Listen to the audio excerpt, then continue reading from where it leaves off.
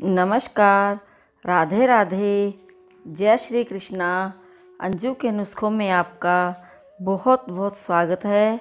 आज मैं आपको इस वीडियो में जो 13 तारीख को धनतेरस मनाई जा रही है उसकी कथा का श्रवण करवाऊंगी और उसकी पूजा की विधि बताऊंगी कि हमें कैसे पूजा करनी चाहिए। और धनतेरस की कथा को सुनने से हमारे घर में धन के अंबार लग जाते हैं। तो धनतेरस की कथा, जो धनतेरस की कथा है वो कार्तिक लगते की तेरस को ही आती है, उस दिन मनाई जाती है।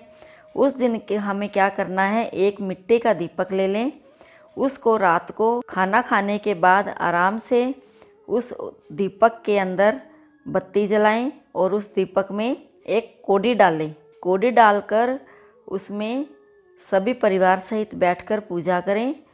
पूजा ये इस दिन यम का दान भी दिया जाता है।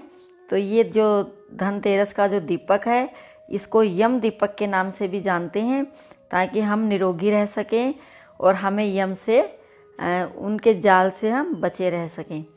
तो जो धनतेरस का दीपक है उसमें जल का छिटा दे पहले, फिर उसमें रोली, चावल, गुड़, फूल, दक्षिणा आदि चढ़ाकर दीपक के चारों तरफ 4 फेरी निकाले और उसको फिर अपने घर के आगे जो है उसको रख दें।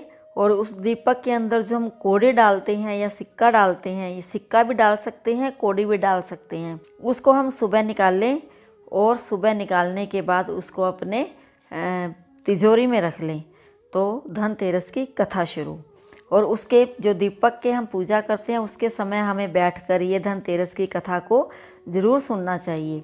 तो कथा, एक दिन भगवान विष्णु मृत्युलोक में विचरण करने के लिए लक्ष्मी सहित भूमंडल पर आए। कुछ देर बाद लक्ष्मी से बोले, मैं दक्षिण दिशा की ओर जा रहा हूँ, तुम उधर मत देखना। यह कहकर ज्यों ही भगवान ने राह पकड़ी त्यों ही लक्ष्मी पीछे पीछे चल पड़ी। कुछ ही दूर पर सरसों का खेत दिखाई दिया। उसके बाद ऊख तोड़कर चूसने लगी। तत्पश्चात भगवान लौट आए। यह देखकर लक्ष्मी पर क्रोधित होकर श्राप दिया कि जिस किसान का ये खेत है 12 वर्ष तक तुम उसकी सेवा करो। ऐसा कहकर भगवान क्षीर सागर में चले गए और लक्ष्मी ने किसान के यहाँ आकर उसे धन धान्य से पूर्ण कर दिया। तत्पश्चात 12 वर्ष के बाद लक्ष्मी जी जाने के लिए तैयार हुई, किंतु किसान ने रोक लिया। भगवान जब किसान के यहाँ लक्ष्मी को बुलाने आए तो किसान ने लक्ष्मी जी को नहीं जाने दिया। तब भगवान बोले, तुम परिवार सहित गंगा जाकर स्नान करो और इन कोड़ियों को भी जल में छोड़ देना, तब तक तुम नहीं लौटोगे जब तक मैं नहीं जाऊंगा। किसान ने ऐसा ही किया।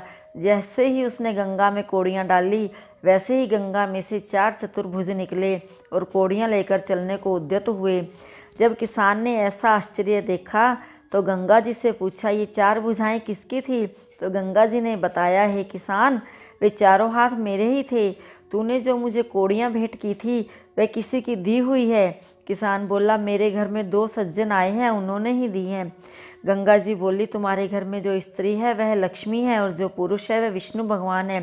तुम लक्ष्मी जी को ना जाने देना, नहीं तो पुनः तुम उसी भांति निर्धन हो जाओगे। यह सुनकर जब वह घर लौटा तो भगवान से बोला, मैं लक्ष्मी जी को नहीं जाने दूंगा। तब भगवान ने किसान को समझाया, इनको मेरा श्राप था कि 12 वर्ष से तुम्हारी सेवा कर रही है, फिर लक्ष्मी चंचल है, इनको तो बड़े बड़े नहीं रोक सके। किसान ने हठपूर्वक पुनः कहा कि मैं नहीं जाने दूंगा। इस पर लक्ष्मी जी ने स्वयं कहा, है किसान, यदि तुम मुझे रोकना चाहते हो तो सुनो, कल धनतेरस है, तुम अपना घर स्वच्छ रखो, रात्रि में घी का दीपक जलाकर रखना। जब मैं तुम्हारे घर आऊँगी उस समय तुम मेरी पूजा करना, किंतु मैं तुम्हें दिखाई नहीं दूंगी। किसान ने कहा, ठीक है, मैं द्वादशी ऐसा ही करूँगा। इतना कहा और उसने सुन लेने के बाद लक्ष्मी जी 10 दिशाओं में फैल गई।